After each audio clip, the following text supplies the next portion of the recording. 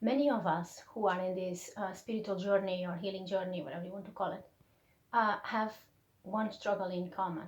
Either had it or we still have. That is, those people who are part of our lives, it were part of our childhood, it can be family, friends, or people that we really like, that are not on the same journey. They are not awakening, or maybe you start now your awakening journey, and you see that your surroundings are not matching. You are not like connecting with people besides online, maybe that are on the same journey, right? So we feel um, sometimes a bit misfit or alone or lost, or that we miss that deeper connection, like someone that understands what we are going through, someone that has this common interests or common struggles, so we can share that, right? We are humans, is what makes us humans. So um, but I also want to take deeper this, there is an anchoring that it's there, that we need to let go, and this is why I'm doing this video, um, to first also give a bit of empathy and compassion, that I know how that feels like. Okay, it's also part of my journey,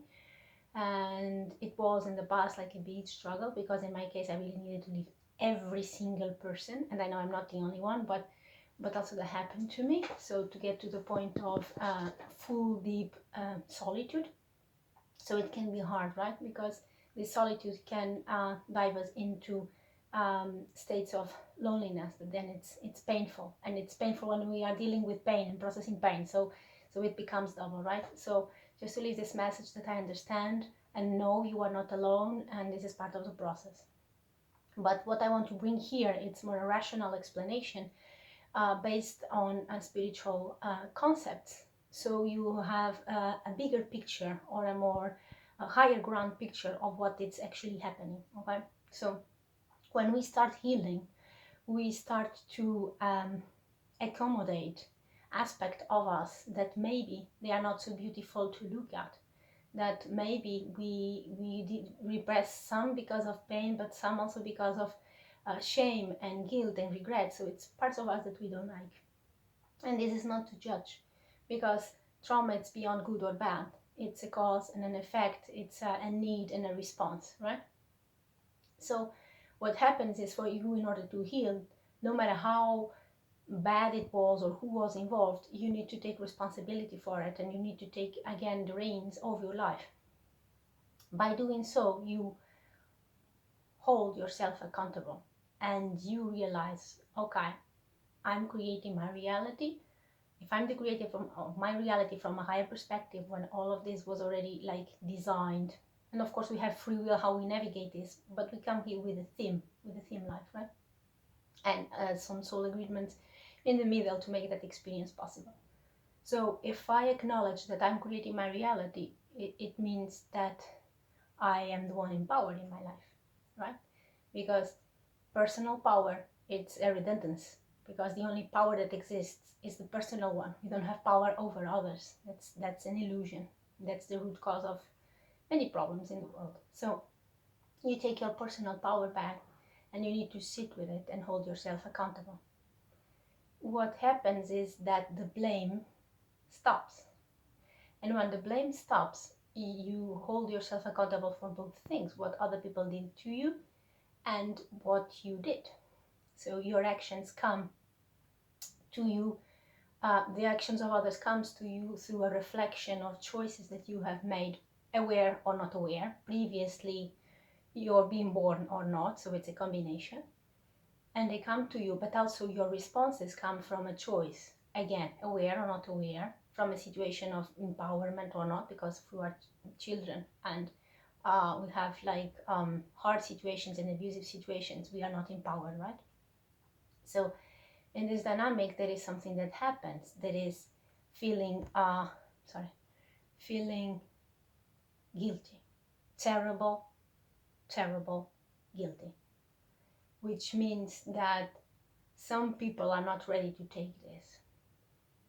And you say, oh, terrible, terrible guilty. Yes, even if you didn't do any terrible, terrible thing, you will feel it, because you will see it, the deeper you dive into the awareness, you will see how things are entangled and what it was your role in it. And the guilt comes, for example, in my case, I'm good explaining things when I go personal with my emotions, so I will share this. For example, in my case, it required me for me to be aware of my abuse through seeing the signs that my children were reflecting back at me, that my environment was extremely abusive.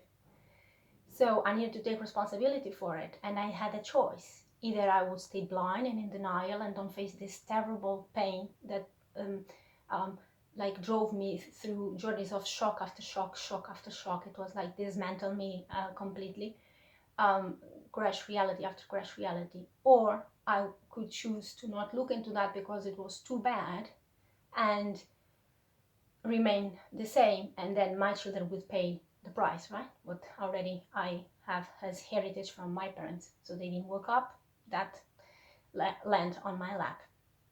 Which means that when I woke up, I took the responsibility for what was happening. I needed to, even, again, no fault, no blame, even though I was not the abusive person in the room, I needed to take responsibility. I am the one that's the adult now. I am the one who is the mom. I am the one who can do something about it, right? And the guilt consumed me a lot from the inside out, because seeing the pain that my children were going through when I was not aware, it was terrible. And still is. I still have episodes that I need to dive, understand, bring this higher perspective, and heal and release, right?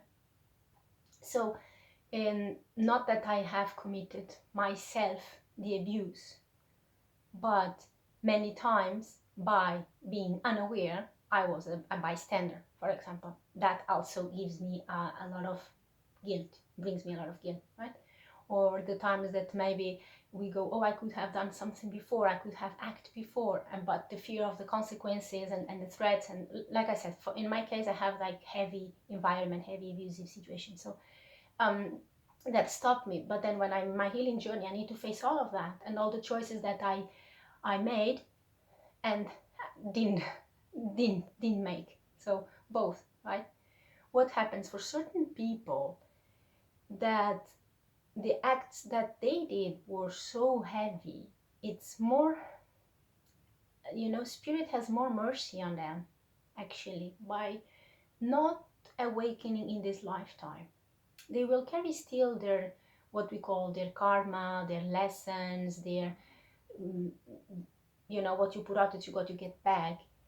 But they will be provided with situations in other parallel realities, in other circumstances, where they can learn the lessons without being so hard on them. Because from, again, the higher perspective, no one is actually evil or bad. We are all souls that we agreed to come here for an experience, and all of us take different roles.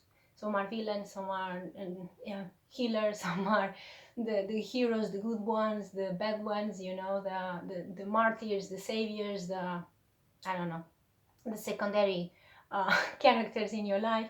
So we are all playing roles and for different experiences, and this gets fractaled in many experiences, and we change roles so our souls can have different experiences and grow through it. Okay, so even though here on earth we have the good, the bad, the criminals, the and the victims and the abusers and so on a soul level we don't have this. So in order for them to heal and to learn the lessons that you are already in this stage of your life awakened to that process, they will be provided with different circumstances, with different scenarios that is more digestible, it's lighter to learn from. Because ultimately, and I will say this with a bit a knot on my stomach, but I know it's true, ultimately everyone, all of us, we know that this is not natural, the way that we can hurt. And I'm talking about extreme, like psychopath and pedophilia and these things that we know that are really heavy in the world, right? Like being murder someone's son or daughter or parent. It's like we are causing terrible pain to another human being, and that it's something that it's super hard to take in and to digest, right? So for those souls, for those people to wake up, they would have to go through this tremendous pain and process and find forgiveness, and find one thing, that it's self-forgiveness, that it's way different and way harder than forgiveness. Because even we humans, aware of the cycles, we humans aware of everything, could be compassion and provide the environment for them to heal and to recover their childhood wounds, okay? Because they were also victims once, that's why they become the abusers themselves, through the process of internalization and coping mechanisms that I will not go into now. But even if that environment is provided, and I truly believe that we will build that world, it's it's one of my passions, my missions that I know that I'm here for, to bring awareness of how trauma is created, so then we can prepare environments for healing, so then we can step into this peace and love and high vibes in the world. But some of them will not come with us. And this is my point. And then I'm explaining why. Because it will be super hard. It's like it's a path of least resistance and more in alignment for those souls. It's more compassionate and brings more mercy to the situation, to not wake up in this lifetime and to bring this to other cycles and other environments where they can still experience, own the pain and integrate and you know, go through the whole ascension process, but in a more easy way than would be to carry all this guilt, because it will just like tear you apart, it will just dissolve you as any human being carrying that amount of pain, and then feel the guilt, feel the weight of what you have done to another human being is huge, right? Like if we feel that with, like I will call it medium or low scale, or even when it's not our fault, but we feel that we could have done something, the example that I gave about my children, to avoid, for example, and we didn't, and it's terrible, especially if it is people that you love, that you have a bond, right? And it's a family that even biological, you have like something in you that tells you that you were made to love that human being, not to hurt, okay? So this is the message that I have in the explanation. I hope this helps. I always say this because it's my intention, and also to like be easy on you in your healing journey, and towards these people be compassion and start to let them go, start to understand that they have a different path, and for you to know that this is like climbing a mountain, a big mountain, and everyone is taking different paths, okay? And sometimes it can be rocky, sometimes we can slide down and hurt our knee, sometimes we can feel alone, sometimes a storm can come, and we still keep climbing that mountain, not seeing the top and feeling alone.